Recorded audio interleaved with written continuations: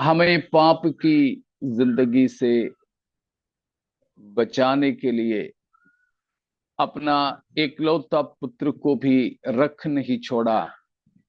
उस परम पिता परमेश्वर का मैं स्तुति धन्यवाद करता हूं। अपना बहुमूल्य लहू से हमें हमारे पापों से उद्धार देने वाला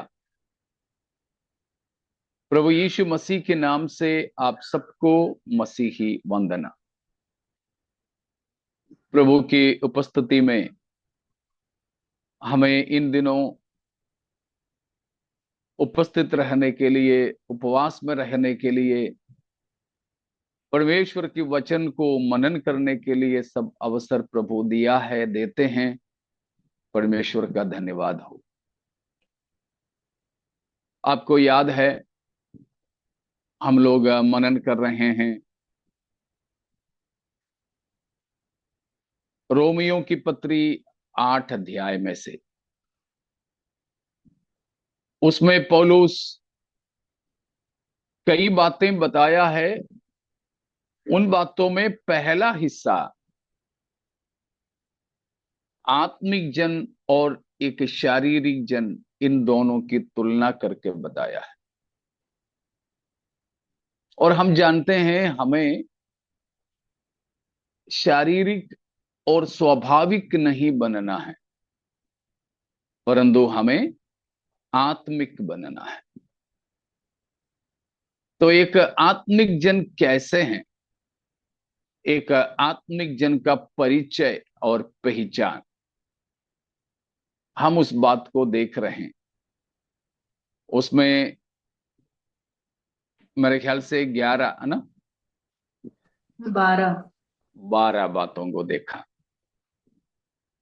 और सबसे आखिरी में हमने जो 12वीं बात को देखा था, वो उसकी 7वीं पद के अनुसार था।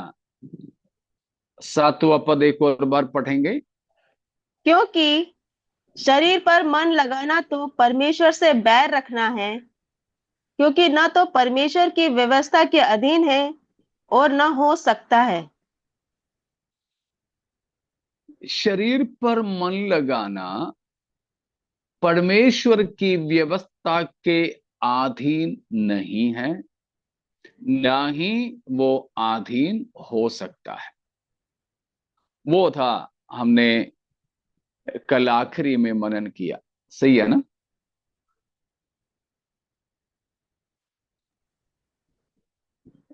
तो एक शारीरिक दशा में रहने वाला व्यक्ति, हमने देखा था कि एक सज्जन हो सकता है, बहुत क्षमा करने वाला, प्रेम करने वाला, लोगों की भलाई करने वाला, गुस्सा न करने वाला, मीठा मीठा बोलने वाला, अपना धन संपत्ति लोगों में बांटने वाला, ऐसा हो सकता है।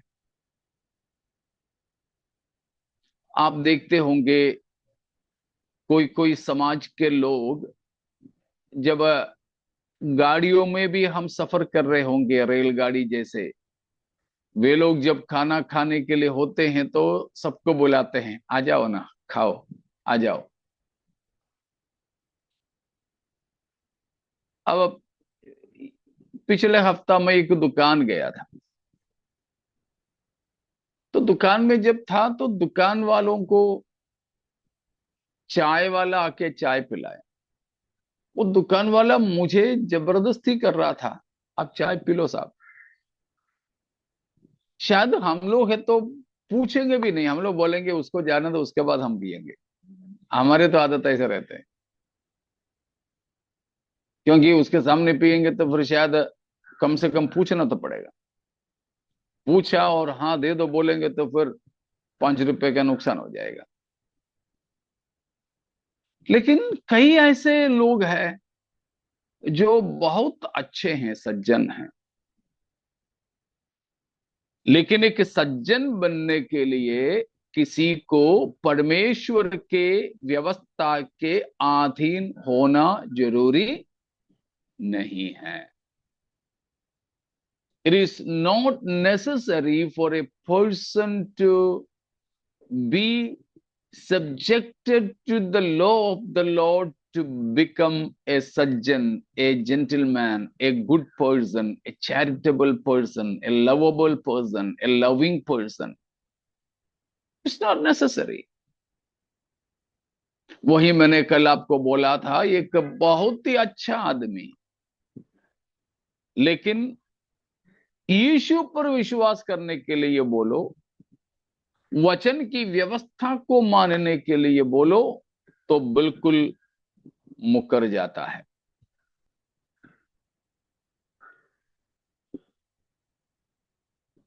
ये जो सारणी वाले हमारे साथ में जुड़े हैं, तो सारणी में जब हम लोग सेवा करते थे, वहां एक मलयाली भाई रहता था जो दूसरा नामधारी कलीसिया का था, मार्तोमा कलीसिया का था।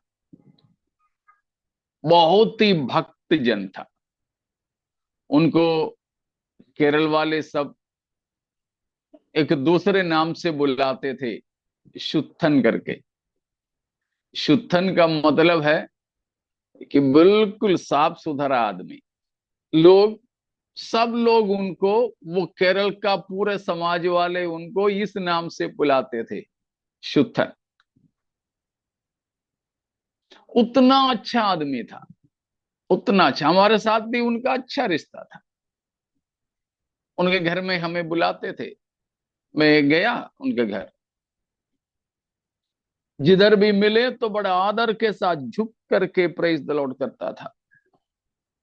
आलतू फालतू कुछ भी चीज नहीं, बुरी आदतें नहीं, सब कुछ अच्छा। इसलिए तो सब लोग उनको शुद्धन बुलाते हैं, साफ सुथरा।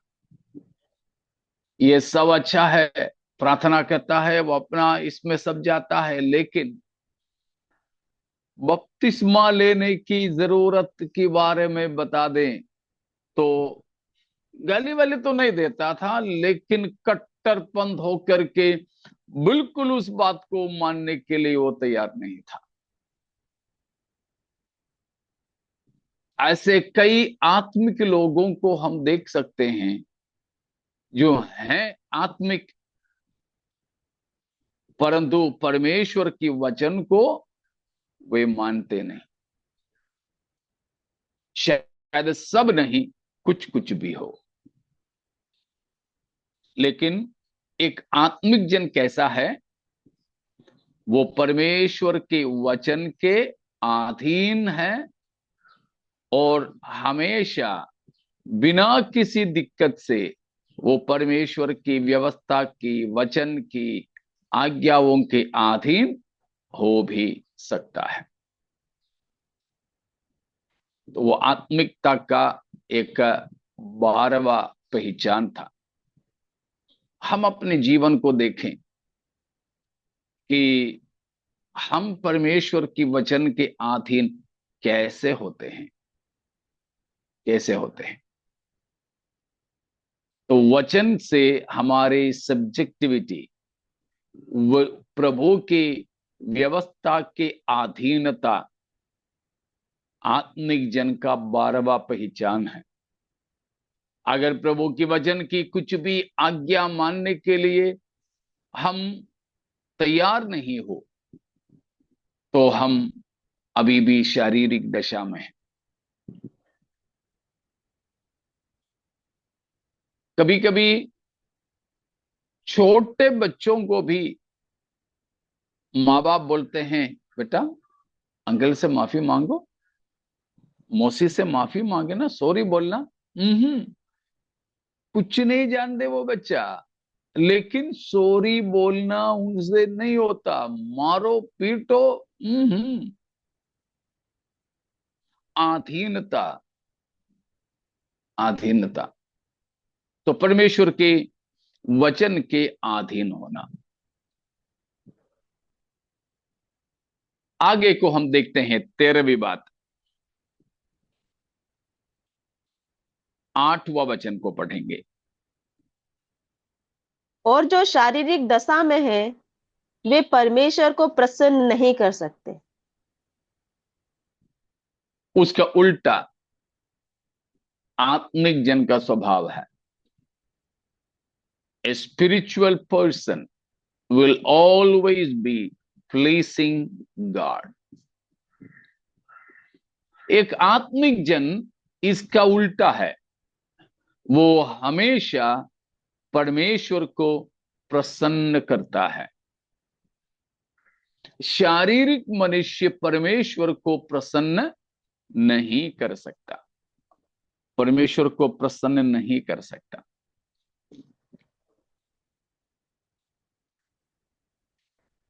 एक आत्मिक जन की जिंदगी will be a life pleasing unto God. परमेश्वर को प्रसन्न करने वाला जीवन है एक आत्मिक जन का जीवन, परमेश्वर को प्रसन्न करने वाला जीवन।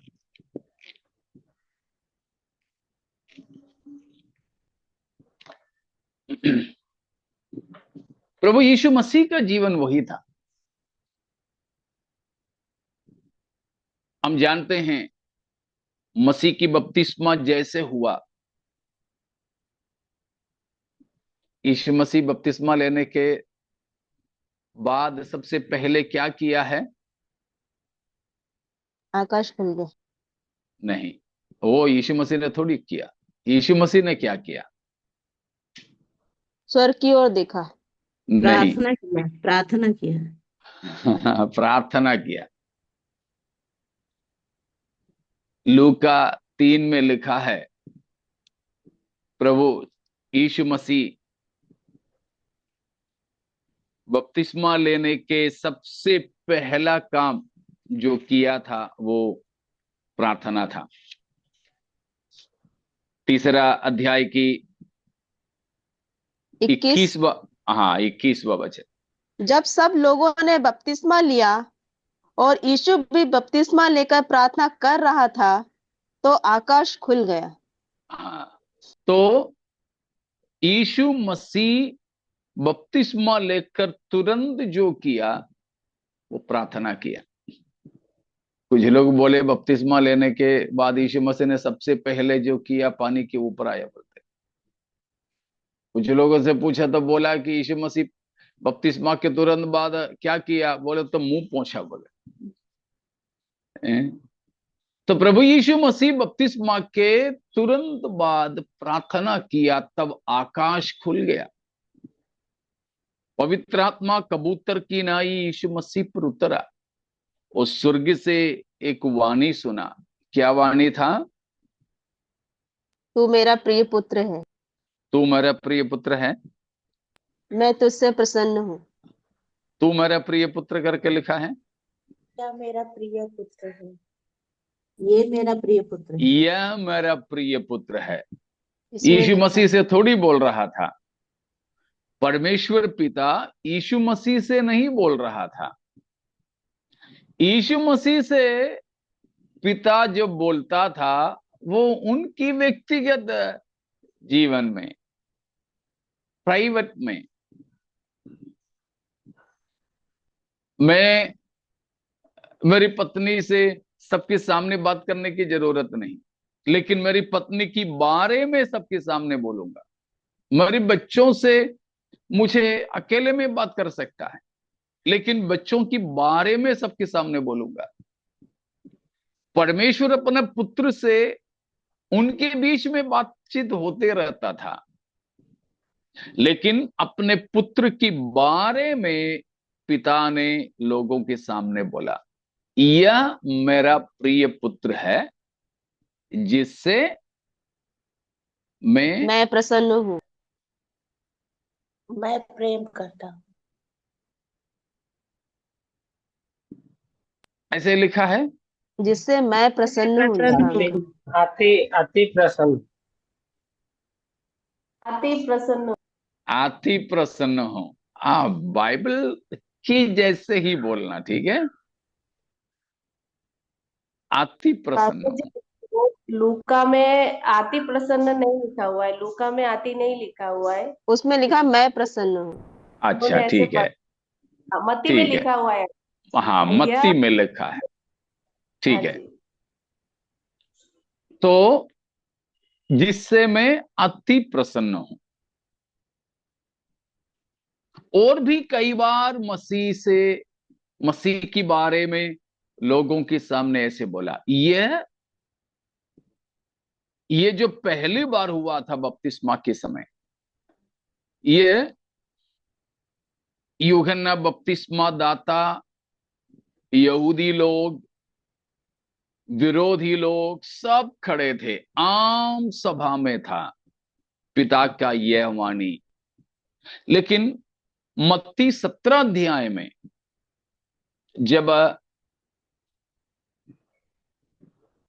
अपने कुछ चेले ही थे, उनके बीच में भी और एक दफे भी अपने चेलों के बीच में पिता ने ऐसा ही वाणी सुनाया। उन हर समय में पिता ने ये कहा कि यीशु जिससे परमेश्वर पिता प्रसन्न है या अति प्रसन्न है। यही हालात है एक आत्मिक जन का भी। एक आत्मिक जन परमेश्वर का प्रसन्नता का पात्र है। एक आत्मिक जन से परमेश्वर प्रसन्न रहता है, खुश रहता है। ये भी हमें अलग से सीखना होगा, परमेश्वर को हम कैसे प्रसन्न कर सकते हैं। फिलहाल उसके बारे में बताना नहीं चाहूंगा मैं, लेकिन उसको हम और किसी समय मनन करेंगे अलग से। How to please God, how God is pleased with a person.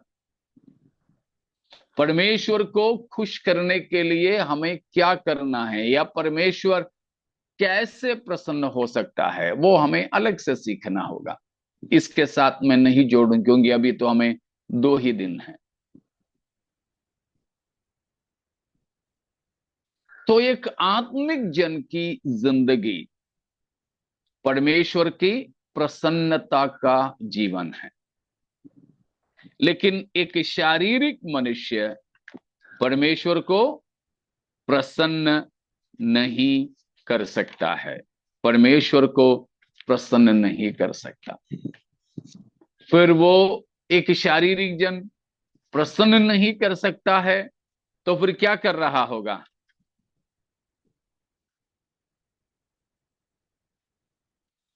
He grieves God. He grieves। एक आत्मिक जन परमेश्वर को प्रसन्न करता है, प्लीजेस गॉड। लेकिन एक शारीरिक जन परमेश्वर को प्रसन्न नहीं कर सकता है, तो वो परमेश्वर को दुख दिलाता होगा, शोकित करता होगा। वही है पौलुस ने हमें भी बताया इफिसियों 4:30 में, एफिशियंस 4:30, 4:30 इफिसियों। परमेश्वर के पवित्र आत्मा को शोकित मत करो, जिससे तुम पर छुटकारे के दिन के लिए छाप दी गई है। हाँ, परमेश्वर के आत्मा, पवित्र आत्मा को शोकित मत करो, शोकित मत करो। तो एक शारीरिक मनुष्य परमेश्वर को शोकित करता है, दुख दिलाता है। एक carnal person hurts God. He brings pain to the heart of God, not joy to the heart of God. प्रसन्न करने का मतलब परमेश्वर के दिल में हम खुशियां लाएं। एक आत्मिक जन से परमेश्वर खुश रहता है।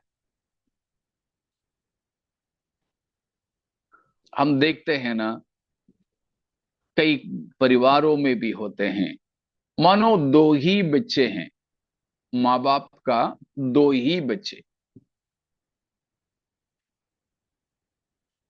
लेकिन एक बेटा या बेटी जो भी है, वो आते हैं तो माँ बाप को उनकी मुंह वगैरह फूल जाता है।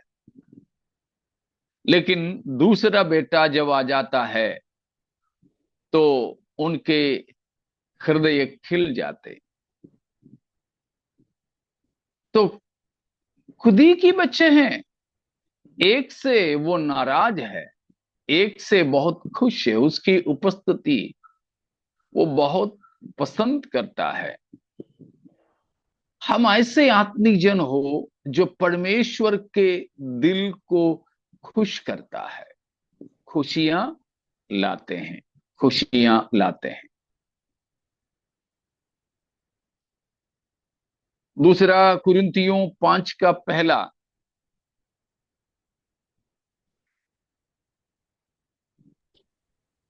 क्योंकि हम जानते हैं कि जब हमारा पृथ्वी का पर का डेरा सरी का घर गिराया जाएगा उसका तो सॉरी हमें उसका नौ पहला नहीं, 9वां पद, सॉरी। इस कारण हमारे मन की उमंग वह है कि चाहे साथ रहे चाहे अलग रहे पर हम उसे भाते रहें। हाँ, हम लोग गाते भी तो है ना, आज का दिन यहोवा ने बनाया है, चाहे जहां भी रहें उसको उसी हम को भाते रहें। भाते रहें। गाते हैं, यही हम गाते हैं। चाहे जिंदगी की किसी भी स्थिति में हम रहें, कोई सा भी हाल हमारा हो, हम परमेश्वर को भाते रहें। पौलुस कहता है, मतलब चाहे अलग रहें या साथ रहें। अलग रहने का मतलब वहां है पृथ्वी पर रहें। उसके पिछले वचनों में पौलुस ने बोला है, जब तक हम शरीर में हैं तब तक हम मसीह से अलग हैं। जब तक हम इस संसार में हैं तब तक हम मसीह से शरीर की भाव से अलग है। वो है उस 9वां पद में बोला, चाहे हम अलग रहें या हम साथ रहें, मतलब हम स्वर्ग में जाएं। मतलब हम चाहे पृथ्वी पे रहें या स्वर्ग में रहें, बस एक ही लक्ष्य है। क्या है? उसको परमेश्वर भाते को रहें। भाते रहें। हालेलुया, उसको भाते रहें। ये एक आत्मिक जन का जीवन है। चाहे दिन या रात, बीमारी या आरोग्यता, अकेले में या पूरी मंडली या परिवार के साथ, सब कुछ की वृद्धि में, बहुतायता में या सकेती या तंगी में, जीवन के हर समय एक ही लक्ष्य है एक आत्मिक जन को, परमेश्वर को भाते रहें, परमेश्वर को खुश करते रहें। परमेश्वर हमसे प्रसन्न होते रहें। उसके बारे में कई सारे बातें हैं, वो हम अलग से और किसी समय में देखेंगे। तो कई ऐसे वचन हैं।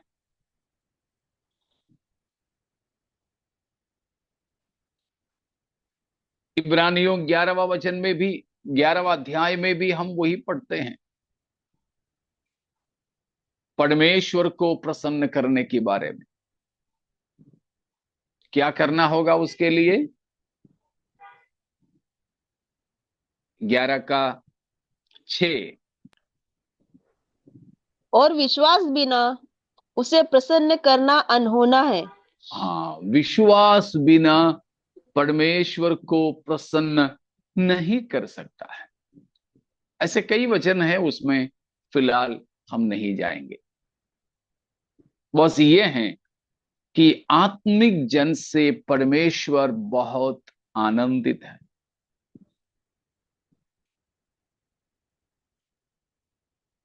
हमेशा परमेश्वर को बहुत अच्छा लगता है आत्मिक जन।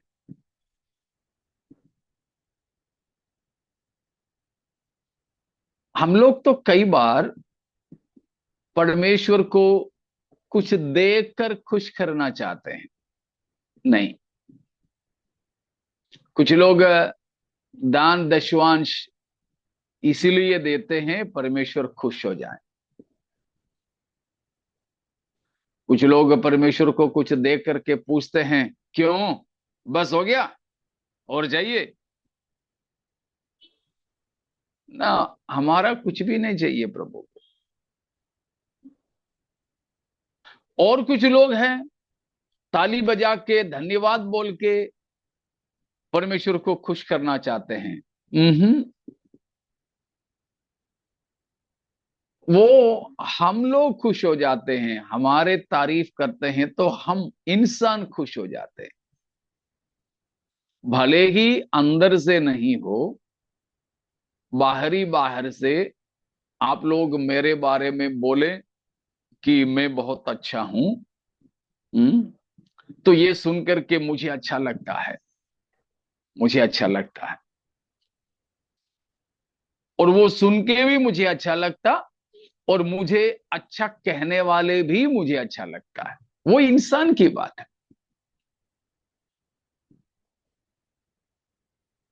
हम छोटे बच्चों से भी तो वही खेल करते हैं। बच्चों को अपने पास लाने के लिए, बच्चों की टॉफी अपने मुंह में डालने के लिए तो बोलते हैं, मेरी बेटी, मेरी बेटा अच्छा है ना, पापा का बेटा है ना, मम्मा का बेटा है ना। ये सब सुन के छोटे बच्चे हमारे पास आएंगे, उनके हाथ की टॉफी हमारे मुंह में डाल देंगे।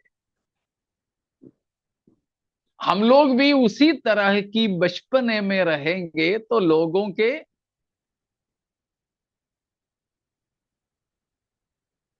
हमारे बारे में अच्छा बोलते सुनकर ऐसे उठ जाएंगे, सोचेंगे कि हम बहुत अच्छे हैं। लेकिन परमेश्वर को हम स्तुति करके भी प्रसन्न नहीं कर सकते। परमेश्वर की तारीफ तारीफ तारीफ बोलने से, ये सुनकर परमेश्वर हमारे स्तुति के सिंहासन पर थोड़ी आके बैठेगा।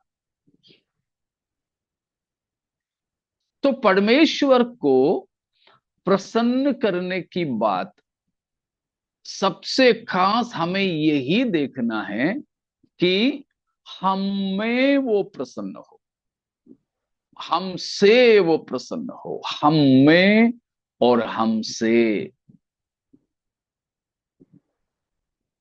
With us and in us. परमेश्वर हमारे किसी दान में, हम देने वाले किसी चीजों में प्रसन्न होने वाला नहीं है। ऐसे हम परमेश्वर को प्रसन्न नहीं कर सकता है, ऐसे हम परमेश्वर को प्रसन्न नहीं कर सकता।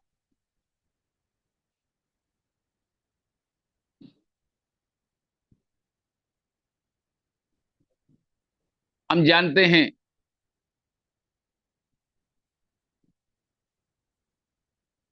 सबसे पहले परमेश्वर को बलिदान चढ़ाने वाला व्यक्ति कौन था। हमारे साधारण भाषा में बोलें तो सबसे पहला आराधना करने वाला। वो गलत है, लेकिन हमारे साधारण भाषा में मैं बोल रहा हूं कि सबसे पहला व्यक्ति जिसने परमेश्वर के लिए कुछ चढ़ाया,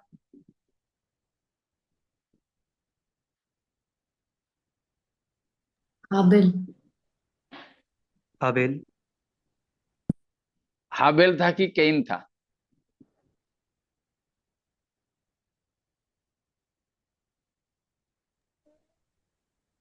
कैन था, कैन। कैन था। कैन, कैन था। अक्सर हम लोग यही सोचते हैं कि हाबिल ने किया, नहीं।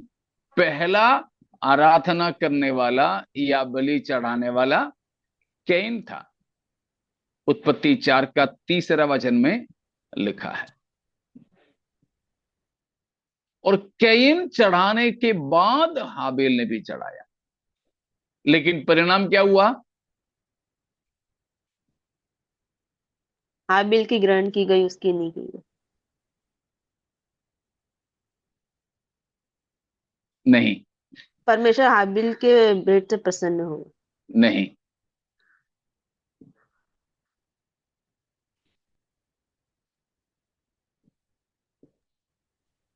परमेश्वर हाबिल और हाबिल की भेंट से प्रसन्न हुए। हाँ, वही चाहिए। चौथा वचन को पढ़िए। और हाबिल भी अपनी भेड़ बकरियों के कई एक पहिलौठे पहलौठे। बच्चे भेंट चढ़ाने ले आया और उनकी चर्बी भेंट चढ़ाई। तब यहोवा ने हाबिल और उसकी भेंट को ग्रहण किया। हाँ, हम लोग अक्सर करने वाले गलती है। आप लोग पहले पहले बोलते रहे हाबिल की भेंट को ग्रहण किया, नहीं। क्या लिखा है? हाबिल और उसकी भेंट। हाबिल और उसकी भेंट। तो भेंट नहीं मुख्य बात, परंतु भेंट चढ़ाने वाला है। अगर परमेश्वर हमको ग्रहण नहीं करें, हम देने वाले किसी बात को ग्रहण नहीं करेंगे। परमेश्वर हमसे प्रसन्न नहीं तो हमारी भेंट, दान, दशवांश, आराधना से भी प्रसन्न नहीं। इसीलिए परमेश्वर को खुश करने के कोई ऐसा काम नहीं है, परंतु परमेश्वर को खुश करने, प्रसन्न करने के लिए हम खुद ही बदल जाना चाहिए। First of all, we have to become spiritual that God's pleasure may indwell us. हमको परमेश्वर की प्रसन्नता की जरूरत है, लेकिन हम तो परमेश्वर को दुख दिलाने वाले होकर रहते हैं और परमेश्वर को खुश करने की कुछ काम करना चाहते हैं, नहीं होगा। कितना भी बहुमूल्य मिठाई, केक, बर्फी, जो भी बहुत ही स्वादिष्ट है, बहुत ही पौष्टिक है, लेकिन गंदे हाथों से दे दें तो नहीं लेंगे, हम नहीं लेंगे।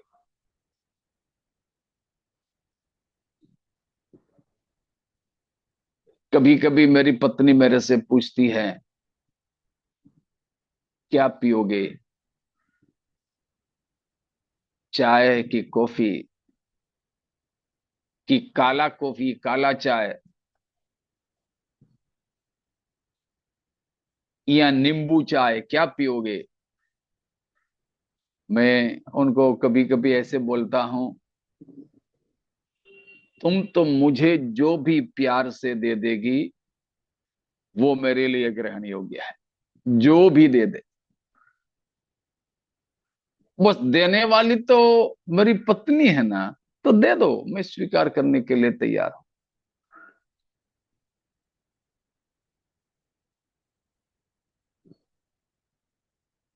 तो परमेश्वर के लिए हम ग्रहण योग्य होते हैं, तो हमारे भेंट भी परमेश्वर के लिए ग्रहण योग्य है।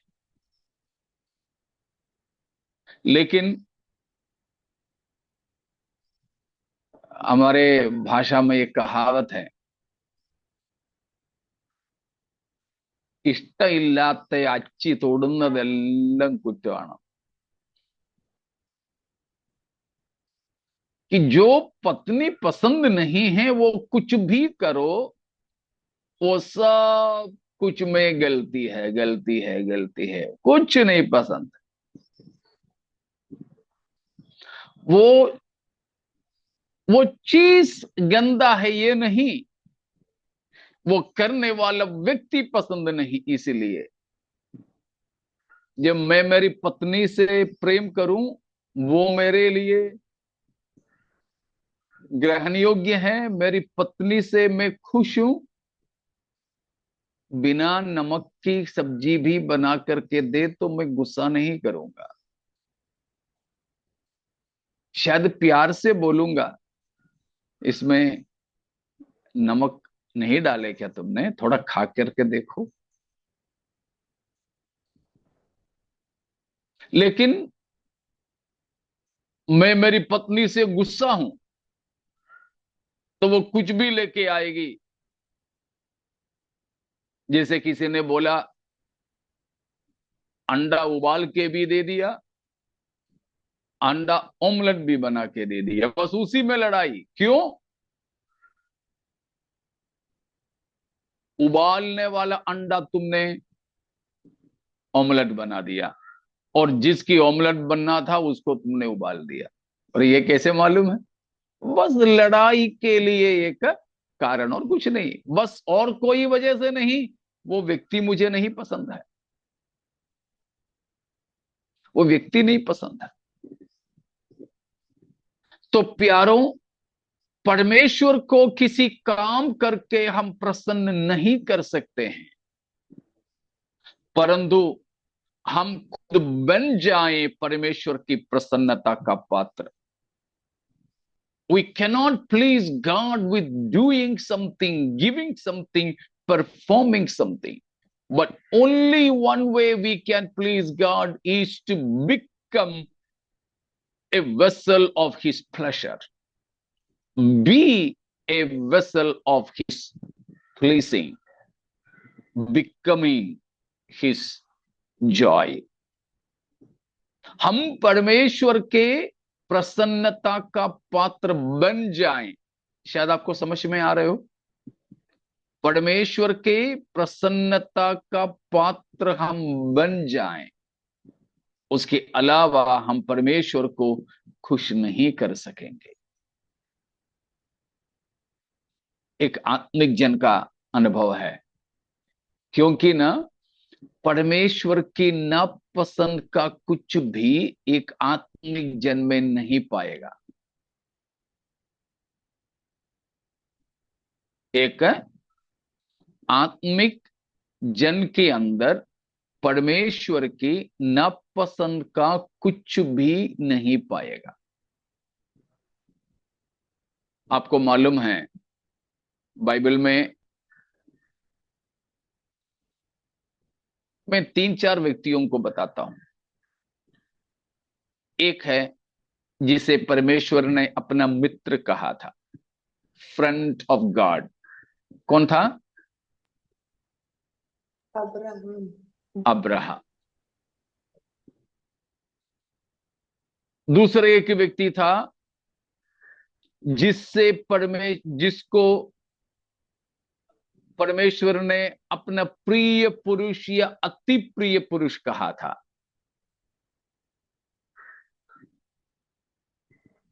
दानियल। दानियल। Daniel Daniel. और एक व्यक्ति जिसको परमेश्वर ने कहा ये मेरा दिल के अनुसार का मनुष्य है, दाऊद। वो दाऊद था। हाँ, दाऊद। तो पुराने नियम के ये 3 लोगों को देखें। इनमें से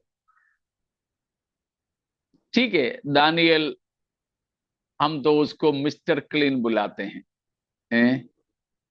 श्रीमान शुद्धन।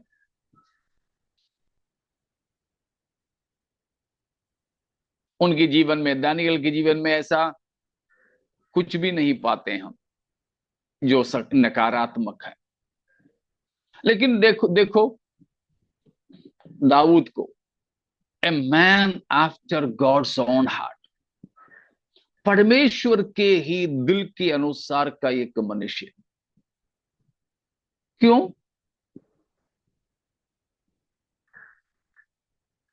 दाऊद के जीवन में परमेश्वर के नापसंद कुछ नहीं था? हाँ।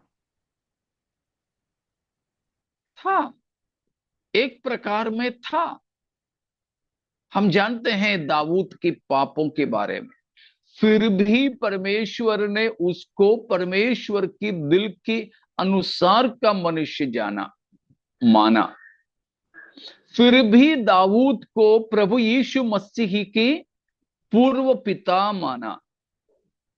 यीशु मसीह भी जब आया, ये सारे पाप दाऊद करने के 1000 साल के बाद भी मसीह आया तो दाऊद का पुत्र कहलाना मसीह ने भी पसंद किया।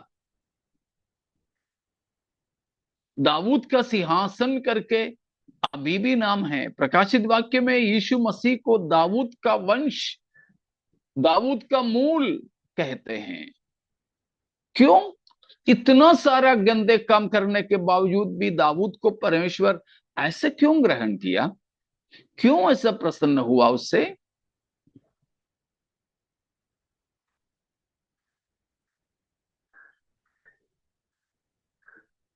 हाँ जी, बोलिए ना, गलत हो तो भी कोई बात नहीं, हम मिलकर मनन करेंगे।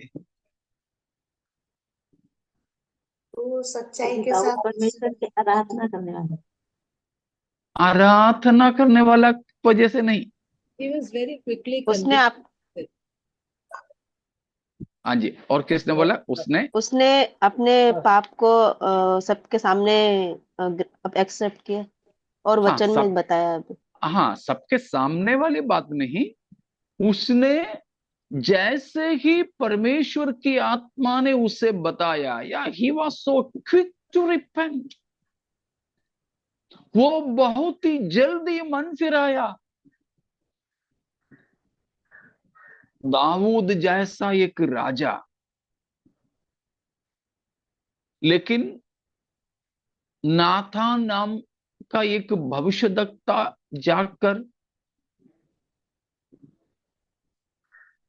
ऐसे भी नहीं, दाऊद राजा एक बात बताना था, ऐसे करता तो अच्छा था, ऐसे मस्का नहीं लगाया। जाकर के एकदम कठोर शब्दों में, मेरे हिसाब से मैं बोलता हूं कि उंगली दाऊद राजा की नाक की तरफ लगा करके बोला, वो मनुष्य तू है, बिना समझौते का। उस समय चाहे तो गुस्से में अपना तलवार निकाल सकता था, वो बोल सकता था अब भी उसको बंद कर दो, निकाल दो मेरे सामने से। कुछ नहीं बोला, गुस्सा नहीं किया, पश्चाताप किया, परमेश्वर से माना अपने पाप। पाप याद दिलाने वाले से गुस्सा नहीं किया, वो नम्रता देखो उसकी। हो गया पाप, एक दुर्बल, एक निर्बल समय में वो गलती उससे हुआ। It was not his habitual sin, वो उसकी आदत नहीं था ऐसा पाप करना। दाऊद की आदत नहीं था, वो एक आदती पापी नहीं था। लेकिन हम लोग कई बार आराधना करते, स्तुति करते, अन्य अन्य भाषा बोलते, सेवा करते, प्रचार करते, सब है, लेकिन कुछ आदती पाप हमारे अंदर बसते, हम उसको पालते रहते हैं, हम उसको सुलाते रहते हैं, झुलाते रहते हैं।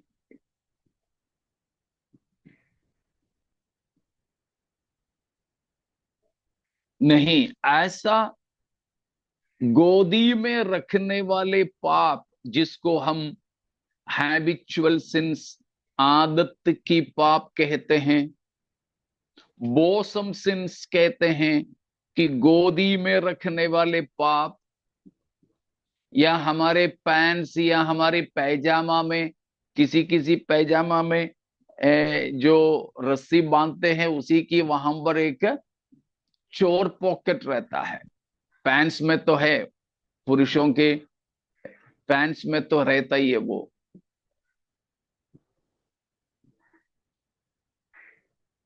तो वो चोर पॉकेट के अंदर रख करके घूमने वाले पाप, बॉसम सिंस, गोदी में सुलाने झुलाने वाले पाप,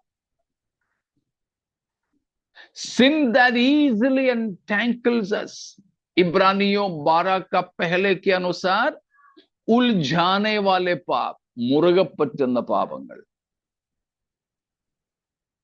മടിയിൽ താലോലിക്കുന്ന പാപങ്ങൾ, ശീലമാക്കിയ പാപങ്ങൾ, ഹാബിറ്റ്, ശീലമാക്കിയ പാപങ്ങൾ.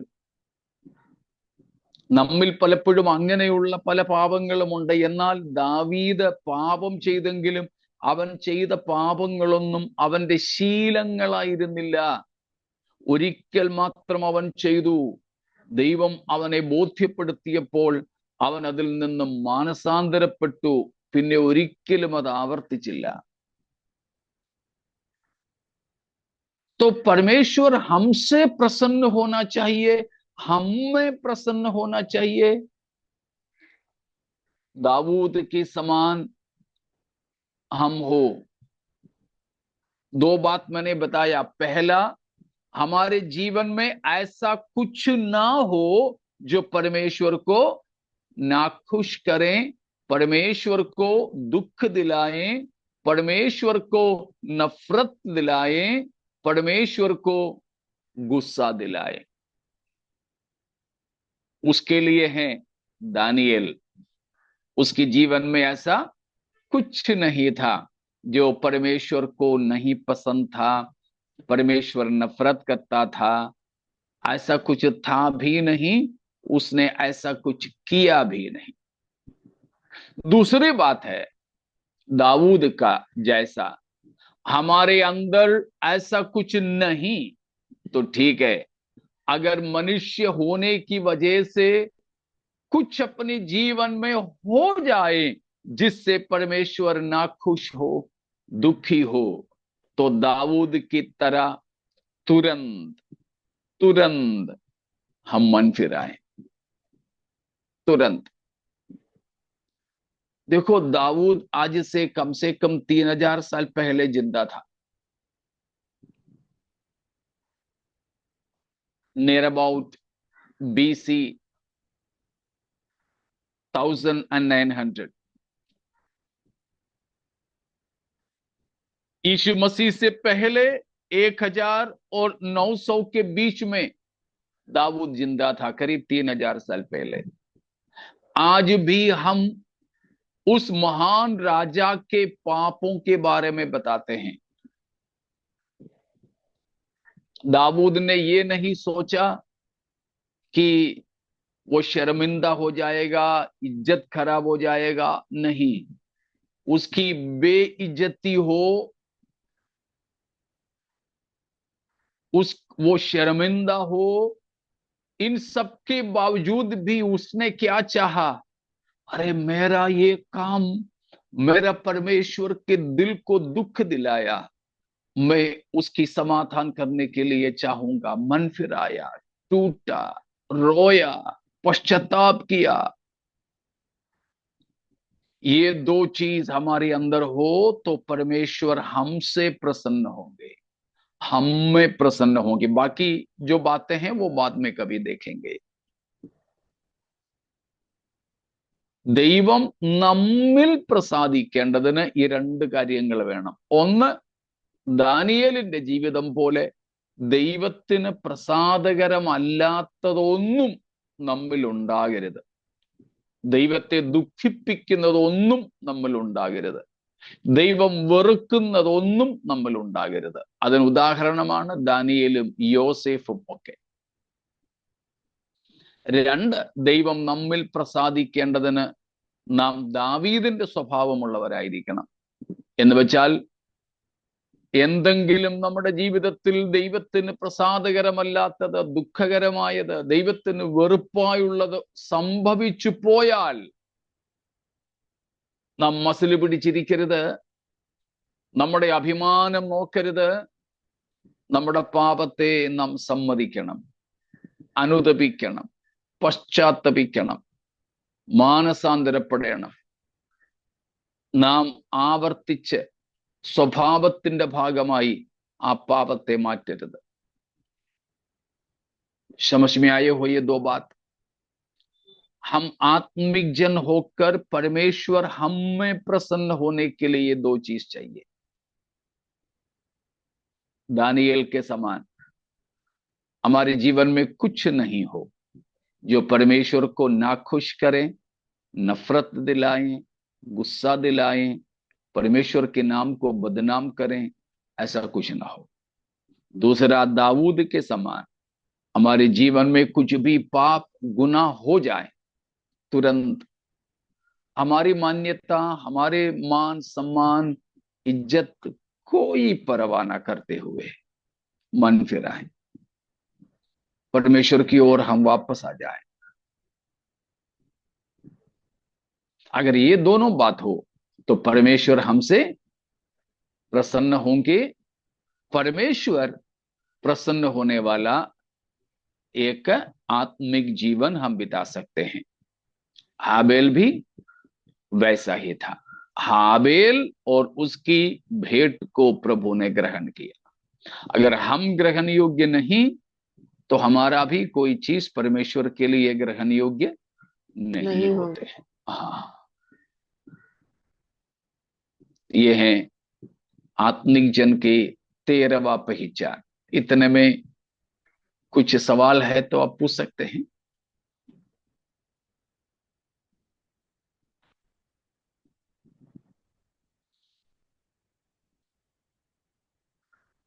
नहीं कुछ तो एक 14वीं बात भी विवरण नहीं करूं, बस बोल के छोड़ दो। तो एक शारीरिक मनुष्य बिल्कुल इसका उल्टा है। अगर परमेश्वर हमसे प्रसन्न नहीं तो हम कैयन की तरह है, शारीरिक है। अगर परमेश्वर की प्रसन्नता हम में नहीं है तो फिर परमेश्वर के क्रोध हम में रहते हैं। वो भी हम अलग से देखेंगे।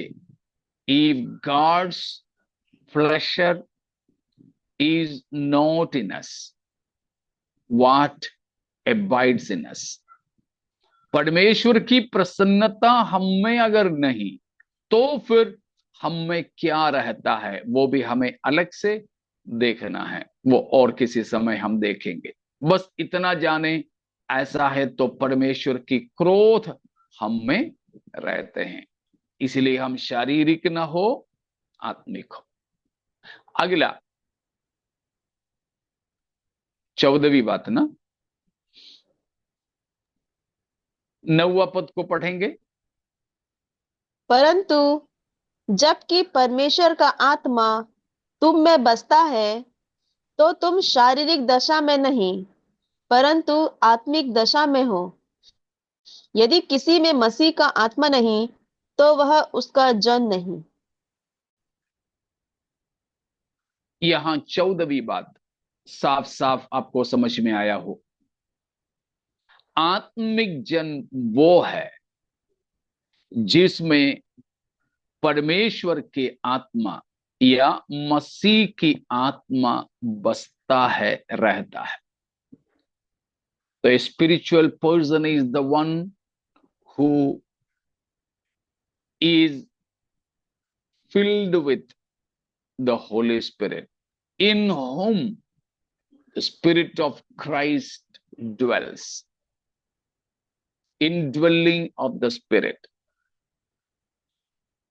परमेश्वर की आत्मा, मसीह की आत्मा, पवित्र आत्मा और 11वां वचन के अनुसार पुनरुत्थान की आत्मा, ये सब नाम इस पवित्र आत्मा के लिए दिया गया है।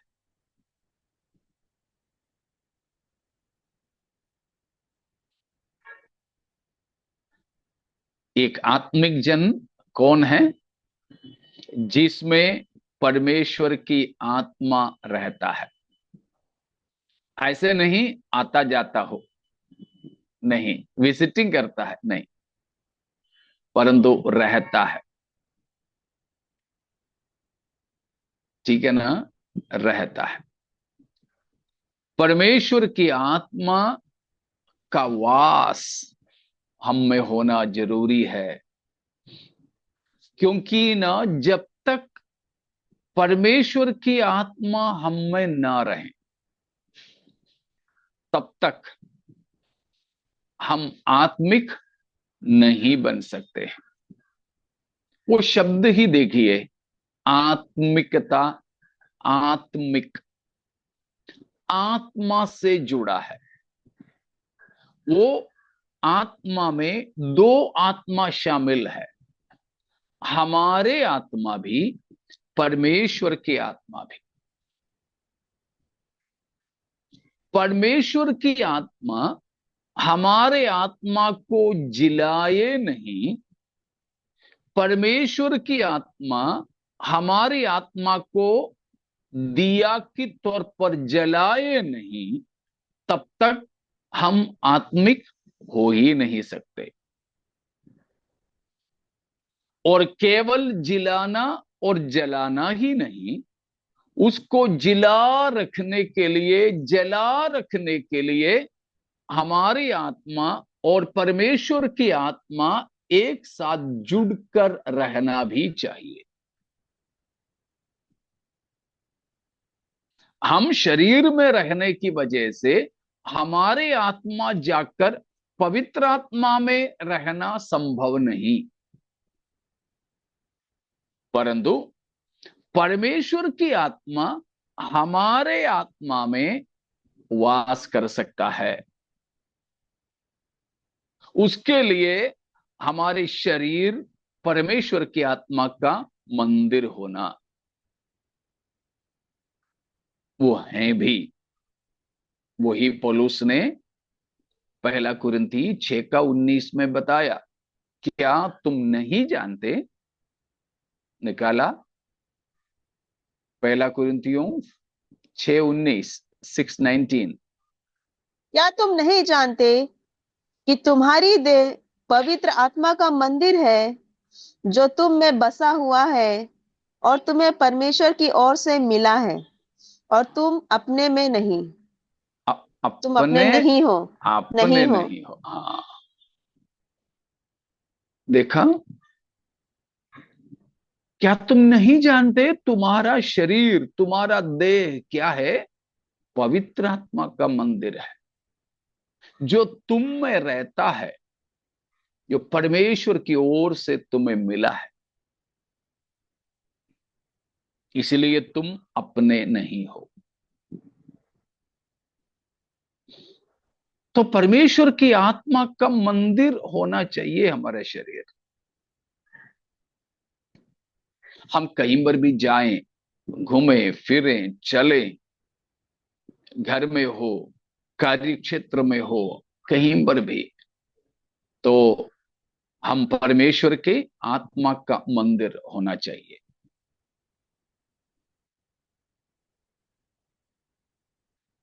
पहले पुराना नियम में पहले पहले उनका तंबू था, तो एक जगह से दूसरा जगह की ओर सफर करने वाले मंदिर था, तंबू था।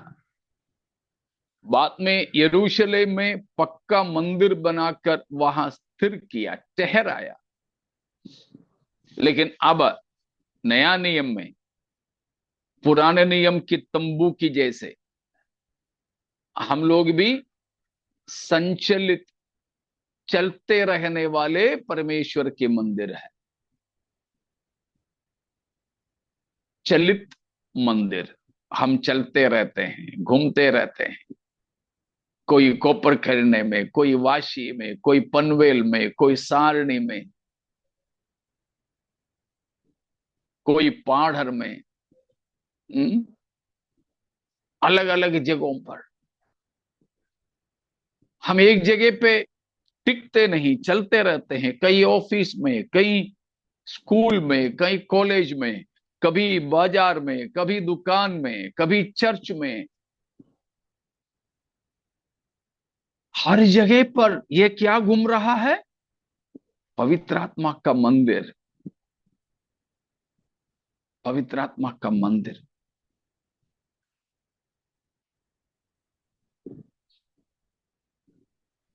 तो एक आत्मिक जन का 14वीं पहचान है, वो पवित्र आत्मा का मंदिर है। आत्मा उसमें रहता है, पवित्र आत्मा उसमें बसता है। बाकी भाग हैं, उसमें हम प्रभु चाहें तो कल चलेंगे। तो हमने अभी तक अगर पवित्र आत्मा नहीं पाए हैं, तो वहां लिखा है जिसमें मसीह की आत्मा नहीं, वो उसका जन नहीं है। तो हम प्रभु से चाहें, प्रभु अपनी आत्मा मुझे दे, वो आत्मा मुझ में बसे, वो आत्मा मुझ में रहे, वो आत्मा मुझे छोड़ करके नहीं जाए। जैसे दाऊद ने प्रार्थना किया था, वैसे प्रार्थना करें, अपनी आत्मा को मुझसे ना निकाल। भजन संहिता 51 की 12वां वचन में, 11वां वचन में अपने सामने लिखा से है, मुझे निकाल ना दे और अपने पवित्र आत्मा को मुझसे अलग ना कर। अलग ना कर। परमेश्वर की आत्मा को हमसे अलग ना कर। तो हम पवित्र आत्मा से परिपूर्ण होकर, मसीह के जन बनकर, सच्चे आत्मिकता में हम आगे बढ़ते रहें। यही है आत्मिकता का सबसे मूल बात। जब हमारे घर में कोई मेहमान आते हैं तो घर का सब चीज व्यवस्थित तौर पर हो जाता है ना। अब बच्चे लोग भी, मान लीजिए अपना सुरजीत ब्रदर के वहां बच्चे लोग हैं, छोटे बच्चे से लेके आशीष के घर में, तो बच्चे लोग सब कभी किचन की चीज, कभी खेलने का, पढ़ने का, सब तो ऐसे बिछा के रखे होंगे। लेकिन उनको पता चले कि हम लोग कोई उनके घर में पहुंच रहे हैं, तो बोलेंगे अंकल आ रहे, आंटी आ रहे, जल्दी सब तैयार करो, सब लेकर के कहीं रखते हैं। और जब बच्चे लोग कुछ भूख की मारे भी मांगते हैं, तो बोलेंगे चुप, अंकल बैठे, आंटी बैठी है। तो सब व्यवस्थित तरीके से होते हैं। कभी कभी किसी किसी घर में ऐसे भी होता है, पति पत्नी लड़ रहे होंगे, तभी कोई मेहमान पहुंचे, तो वे लोग इतने अच्छे से रहेंगे कि हम लोग प्रचारों में बोलते हैं। एक फैमिली काउंसलर ने एक बार बोला हुआ बात मुझे याद आ रही है। पति पत्नी आपस में लड़ रहे थे और पति पत्नी को मारने लगा। पत्नी दौड़ी दौड़ी दौड़ी, लेकिन ये आदमी हर जगह पहुंच जाता था। आखिरी में बड़ा वाला पलंग है, डबल, तो ये पत्नी ये पलंग के नीचे चली गई इसके हाथ से बचने के लिए। तो ये पति झाड़ू लेके आया, झाड़ू से मारा, झाड़ू भी नहीं पहुंच रहा उसके अंदर कोने में, तो गुस्से में वो झाड़ू फेंक दिया उसके ऊपर। तब है घर में कोई आया, घंटी बजा, तो पति ने खोल दिया, पता चला कि उनकी चर्च का पास्टर आया है। अब पत्नी का ये पूछा तो पत्नी पलंग के नीचे से झाड़ू लेके आ रही है। पास्टर ने पूछा ये क्या? तो बोले आज हम लोग सफाई कर रहे थे, पलंग के नीचे हमारे हाथ नहीं पहुंच रही थी, इसलिए पत्नी अंदर घुस गई थी, भी झाड़ू दे दिया था। पत्नी ने भी हाँ बोल दिया। जैसे मेहमान चले गए, फिर पुराना झगड़ा चालू। कभी कभी ऐसे भी हो जाते हैं, मतलब घर में कोई आता है तो हम कैसे रहते हैं। अगर ऐसा है तो हम रूपी इस घर के अंदर कौन रहता है? सच में इसका मालिक, जिसने कीमत चुकाया था। घर में जब पापा रहता है तो बच्चे लोग सब अनुशासित रहते हैं। वैसे जब हमारे घर का मालिक, जिसने अपना जीवन भी देखकर हमें अपने लिए खरीदा, वो परमेश्वर की आत्मा जब हमारे अंदर प्रभु बनकर, स्वामी बनकर, मालिक बनकर के रहता है, तो हमारे जीवन बिल्कुल अनुशासित रहें। यह है आत्मिकता का सबसे मूल बात। indwelling of the spirit, then he will be controlling everything, and everything in our lives will be disciplined. ദൈവത്തിന്റെ ആത്മാവ് നമ്മിൽ വസിക്കുക എന്നതാണ് ആത്മീയതയുടെ ഏറ്റവും മൂലപാഠം. ആ ആത്മാവ് അധികാരിയായി, അധികാരമുള്ളവനായി, അവകാശമുള്ളവനായി, കുടുംബനാഥനായി നമ്മിൽ വസിക്കുമ്പോൾ എല്ലാം അതാതിന്റെ നിലയിൽ ക്രമീകരിക്കപ്പെട്ടിരിക്കും. ഒരു അപ്പൻ വീട്ടിലുള്ളപ്പോൾ മക്കളൊക്കെ എല്ലാം നന്നായിട്ടിരിക്കുന്നത് പോലെ, നമ്മുടെ നാഥൻ നമ്മുടെ ഉള്ളിൽ വസിക്കുമ്പോൾ നമ്മുടെ ജീവിതം എല്ലാം ക്രമീകൃതമായിരിക്കും. ഇതാണ് യഥാർത്ഥ ആത്മീയത. ये है सच्चे आत्मिकता. पवित्र आत्मा हम में रहे और उस आत्मा की उपस्थिति को पहचान कर अनुशासित रहें, उसकी आज्ञाकारी रहें, उसको महिमा देते रहें. ये है आत्मिकता का मूल बात. तो हम उस अनुभव में रहने के लिए आइए अपने आप को समर्पित करें.